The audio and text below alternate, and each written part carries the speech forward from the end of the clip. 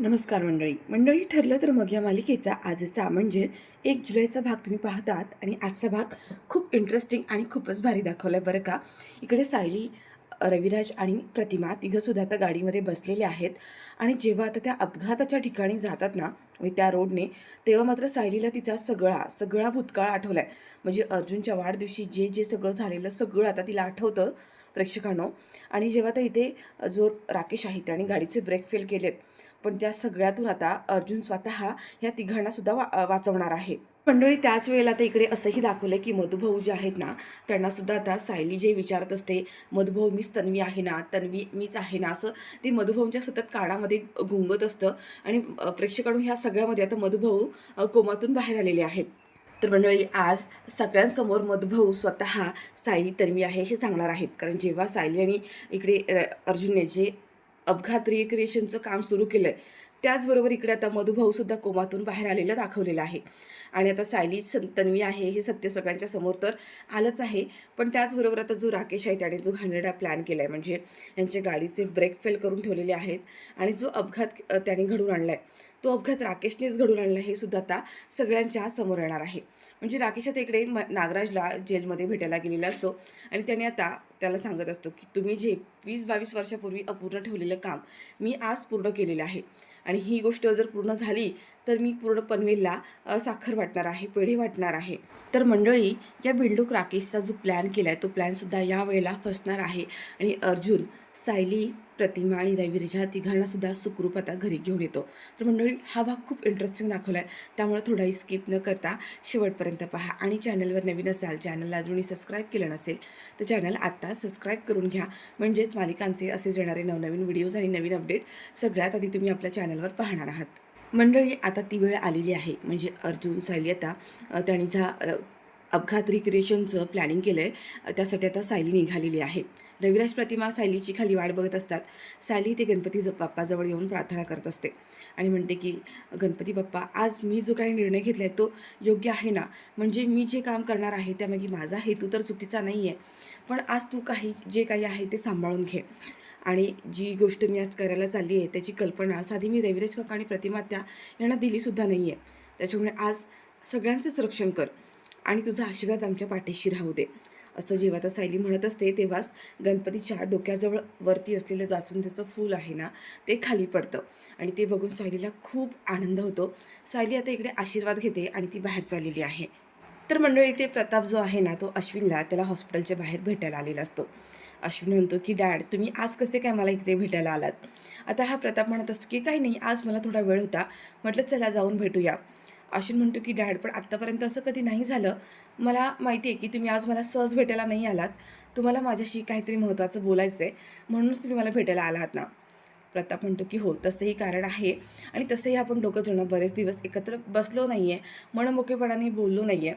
मला असं वाटलं की चला चला आज वेळ आहे तर भेटूया आणि बोलून घेऊया. पण आता इथे अश्विनला माहिती आहे की प्रताप कोणत्या गोष्टीसाठी बोलायला आला असणार आहे. अश्विन म्हणतो की डॅड जाऊ द्या ना, मला खरं तर त्या विषयावर बोलायचंच नाही आहे. मला माहिती आहे तुम्ही प्रियाच्याच विषयावर बोलायला आला आहात ना, पण मला त्या मुलीचं नावसुद्धा ऐकायचं नाही आहे आणि मला तिचा विषयसुद्धा नको. प्रताप म्हणतात पण अरे, आपण जोपर्यंत मनमोकळेपणाने बोलत नाही आहे तोपर्यंत आपलं मन हलकं होणार नाही आहे. किती दिवस ह्या गोष्टी तू मनात ठेवून स्वतःलाच त्रास करून घेणार आहेस? तुला एकदाही असं वाटलं नाही का आपल्या डॅडशी सगळं सांगावं, डॅडशी सगळं बोलावं? त्यावर आता इथे अश्विन म्हणत असतो की डॅड, पण हे सगळं जेव्हा घडलं तेव्हा तुम्ही इथे नव्हतात, तुम्ही कामानिमित्त बाहेर गेला होतात ना? पण प्रताप म्हणतो की अरे ठीक आहे, पण तू मला एखादा फोन करून तरी सांगू शकला असतात. तुझ्यासाठी मी सगळी कामं बाजूला ठेवून लगेच निघून आलो असतो. मला माझ्या ऑफिस, फॅक्टरी सगळ्यापेक्षा माझी मुलं जास्त महत्त्वाची आहेत. आणि अश्विन, तू कितीही म्हणालास की वरवर तू त्या प्रियाचा विचार करत नाही आहेस, त्या सगळ्या गोष्टी सोडून दिल्यास, तरीसुद्धा तू त्या सगळ्या गोष्टींचा विचार करून स्वतःला त्रास करून घेतोस, हे आम्हाला दिसत नाही आहे का? अश्विन म्हणतो की डॅड, असं नाही आहे. मी त्या मुलीला कधीच विसरून गेलो आहे. सगळ्या आठवणी, सगळा भूतकाळ विसरण्याचा प्रयत्न करतो आहे. मला ती मुलगी माझ्या आयुष्यात परत नको आहे सुद्धा. पण प्रताप म्हणत असतो की अश्विन, जरी ह्या सगळ्या गोष्टी सोडल्या तरी सगळ्या गोष्टी मागे सोडता येत नाही आहे. प्रिया गरोदर आहे, तुझ्या बाळाची आई होणार आहे. काय निर्णय घेतलास तू याबद्दल? प्रताप म्हणत असतात, हे बघ अश्विन, आज बोलताना तू तुझ्या बापाशी नाही तर तुझ्या मित्राशी बोलतोयस आणि त्या पद्धतीने बोल आणि तुझ्या मनात जे काही आहे ना ते सगळं मोकळं कर. तुझ्या मनात जे जे काही तू बांधून ठेवलेस ते सगळं सांगून मोकळा हो. मी आहे रे तुझ्या पाठीशी. आम्ही तुला समजून नाही घेणार तर कोण समजून घेणार आहे. त्यावर आता इथे अश्विन म्हणत असतो की डॅड, मला ती प्रिया आयुष्यात नको आहे. मला मला माहिती आहे ते बाळसुद्धा माझं नाही आहे. आता प्रताप म्हणत असतात की अश्विन, तुला खात्री आहे का की ते बाळ तुझं नाही आहे ते? अश्विन म्हणते की हो डॅड, मला अगदी मनापासून वाटतं. मला त्या प्रियाबद्दल आणि तिच्या पोटात असलेल्या बाळाबद्दल काहीच वाटत नाही आहे आणि मला खात्री आहे की ते बाळ माझं नाहीच आहे. प्रताप म्हणतात ठीक आहे, तुला असं वाटतं ना, आम्ही तुझ्यासोबत आहोतच. पण मी काय म्हणतो, मग ह्या सगळ्या गोष्टींचा तू स्वतःला त्रास का करून घेतोस? सगळ्या गोष्टी मागे सोडून आयुष्यात पुढे जाण्याचा प्रयत्न का करत नाही आहेस? अरे एक मुलगी आयुष्यात चुकीची निघाली म्हणजे सगळ्याच मुली चुकीच्या असतात असं नाही आहे. तू तुझ्या आयुष्याचा पुन्हा नव्याने विचार करू शकतोस, नव्याने आयुष्याची सुरुवात करू शकतोस. आता अश्विन म्हणतो की डॅड, पण मला आता ह्या सगळ्यामध्ये नाही पडायचं आहे, मला सगळ्यात नाही अडकून राहायचं आहे. पण आता प्रताप म्हणतात की अरे असं म्हणून कसं चालेल, आयुष्याचा प्रवास हा एकट्याने घालवणार आहेस का? आता प्रताप म्हणत असतो, हे बघ, तुझ्या मनात जे काही आहे ना ते व्यक्त कर, हवं तर माझ्या खांद्यावर डोकं ठेवून रड, पण जे काय आहे ते बोलून मोकळा हो. अश्विन आता खरंच प्रतापच्या डोक्यावर आपलं खांद्यावरती डोकं टेकतो आणि तो मनसोक्त रडतो. आता प्रतापसुद्धा त्याला जवळ घेतात, दोघंसुद्धा खूप भावूक झालेत. आणि आता इथे प्रताप यांनी अश्विनला सांगितलं, हे बघ, तू आयुष्यात जो काही निर्णय घेशील ना त्या प्रत्येक निर्णयात आम्ही तुमच्या मागे असणार आहोत. त्याच्यामुळे तुला अजिबात काही काळजी करायची नाही आहे. आणि आयुष्य कोणीतरी आपल्या आयुष्यातून निघून गेलं म्हणजे आपलं आयुष्य थांबत नाही आहे. आपण आपलं आयुष्य जगायचं आहे आणि आम्ही सगळे तुझ्यासोबत आहोतच ना. आता इकडे मंडळी असं दाखवलं की सायली आणि अर्जुन दोघंसुद्धा बाहेर आलेले असतात. अर्जुनने ते खेळणं आणलेलं असतं, म्हणजे सायलीने जे सांगितलेलं असतं गाठोड्यामध्ये अपघाताच्या वेळेला जे गाडीमध्ये लावलेलं असतं तो घेऊन आलेला असतो. सायलीला देतो आणि सायली ते हातात घेऊन पाहते. अर्जुनला मात्र आता इथे भीती वाटत असते. अर्जुन म्हणतो, आपण हे सगळं काही जे करतोय ते सगळं काही व्यवस्थित पार पडेल ना? सायली म्हणते की हो, सगळं काही नीट होणार आहे. पण तरीसुद्धा अर्जुनच्या मनात भीती असते की आणि तो देवाला म्हणत असतो की काही झालं तरी माझ्या बायकोला आणि माझ्या बाळाला सुखरूप ठेव, त्यांना काही होऊ दे नको. सायली आता ते बावळं हातात घेते, जे खेळणं असतं ते, आणि त्यानंतर तिला भूतकाळातल्या काही गोष्टी आठवायला लागतात. म्हणजे अर्जुनने ते खेळणं जेव्हा सायलीला दिलेलं असतं त्या गोष्टी अगदी पुसट तिला आठवायला सुरुवात होते. आता हे दोघंसुद्धा रविराज आणि प्रतिमाची वाट पाहत असतात. सायली म्हणते की आता येतच असतील ते, आणि तेवढ्यात रविराज आणि प्रतिमा मागून येतात. सायली पाहते त्यांना आणि तिच्या हातात जे खेळणं आहे ते पटकन ती आता तिच्या बॅगेमध्ये लपवून ठेवते. रविराज आणि प्रतिमा म्हणतात, अरे तुम्ही आलात, पण ठीक आहे चला निघूया. त्यावर अर्जुन म्हणतो की तुम्ही तिघं निघा, मला थोडंसं महत्त्वाचं काम आहे, मला जावं लागणार आहे. आता रविराज आणि प्रतिमा दोघंसुद्धा अर्जुनकडे पाहतात, म्हणजे त्यांना कळतं की आता अर्जुन आपल्यासोबत येणार नाही आहे. आणि सायली आणि अर्जुन दोघंसुद्धा एकमेकांना डोळ्यांनी खुणवतात आणि सायली म्हणते की बरं निघा. आता प्रतिमा म्हणते की बरं ठीक आहे, आम्ही निघतो, काही हरकत नाही आहे. आणि अर्जुन आता तिथून निघाला आहे.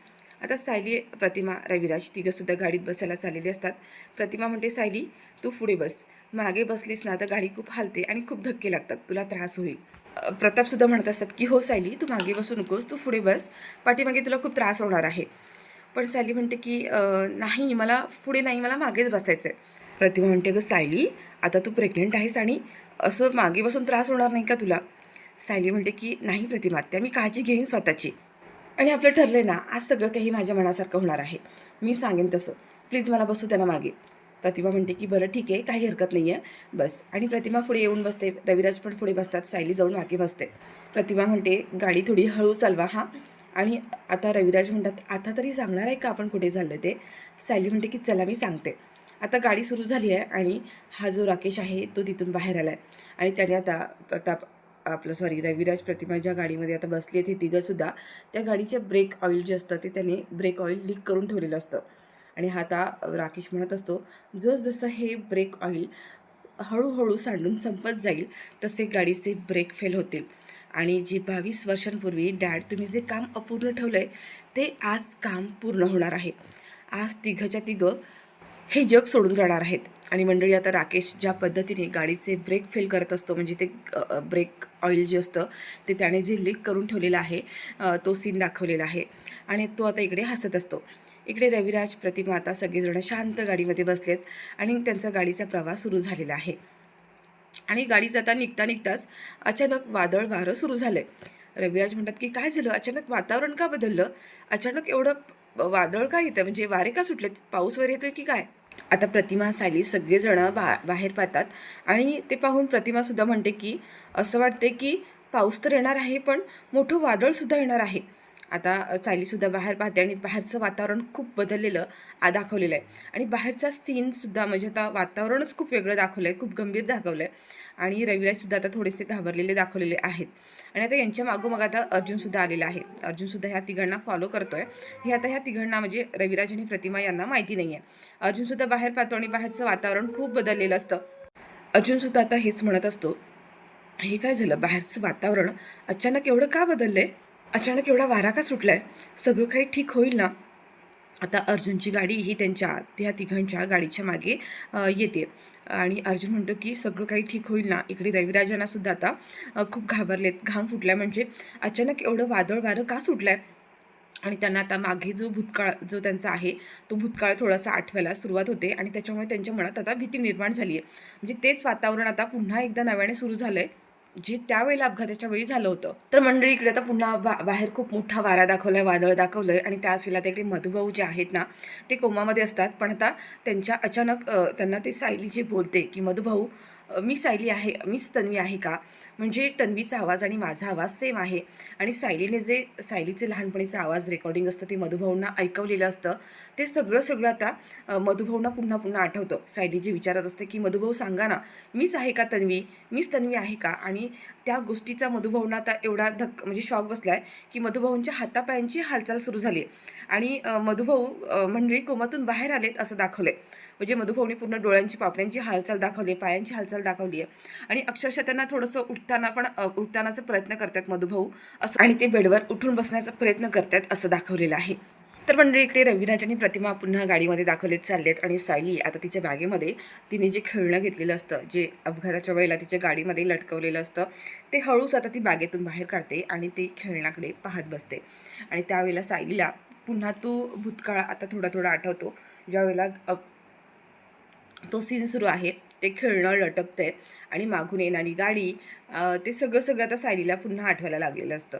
आणि सायलीला थोडासा आनंदही होतो की काही गोष्टी हळूहळू दुसर तिला आता पुन्हा दिसायला लागलेल्या आहेत. तर मंडळी इकडे आता जो राकेश आहे, राकेश आणि सचिन दोघंसुद्धा नागराजला भेटायला आलेले आहेत. आता राकेश त्याने जी गोष्ट झाली आहे ती सगळी आता इथे नागराजला सांगत असतो की आज अर्जुन आणि सायली अपघाताचं रिक्रिएशन करणार आहेत म्हणे. आणि त्यासाठी त्याने सायली, प्रतिमा आणि रविराज पुन्हा एकदा त्याच गाडीत बसलेत आणि ते त्याच जागेवर चाललेत ज्या ठिकाणी अपघात झाला आहे. आणि हे सगळं अर्जुन सायलीचा प्लॅन आहे हे आता राकेशने सगळं सांगितलं आहे. त्यावर महिपत म्हणतो की मग, त्यावर राकेश म्हणतो मग काय, जे काम तुम्ही 22 वर्षापूर्वी अपूर्ण सोडलं होतं ते काम मी आज पूर्ण केलेलं आहे. आणि तो आता झालेला मागचा त्यांनी कशा प्रकारे रविराजांच्या गाडीचे ब्रेक फेल केले आणि ते ब्रेक ऑइल लीक करून ठेवलं आहे ते आता तो इथे नागराजला सांगतो आणि म्हणतो की 22 वर्षापूर्वी तुम्ही जे काम अपूर्ण ठेवलं आहे, जे झालं नाही आहे, ते आज काम पूर्ण होणार आहे. रविराज, प्रतिमा आणि अर्जुन आपलं सायली तिघं आज आपल्या सगळ्यांचा निरोप घेणार आहेत. आता असं म्हटल्यानंतर हा नागराज म्हणत असतो की तू काम हे 100% पूर्ण केलेस ना, म्हणजे सगळं काही ठरवल्याप्रमाणे होणार आहे ना, नक्की केलेस ना व्यवस्थित. त्यावर हा राकेश म्हणतो हो 100%. मी असा काही प्लॅन केला आहे ना की आज ह्या तिघांना कोणीही वाचू शकणार नाही आहे. जे तुमचं काम अपूर्ण राहिलं ते आज 100% पूर्ण होणार आहे.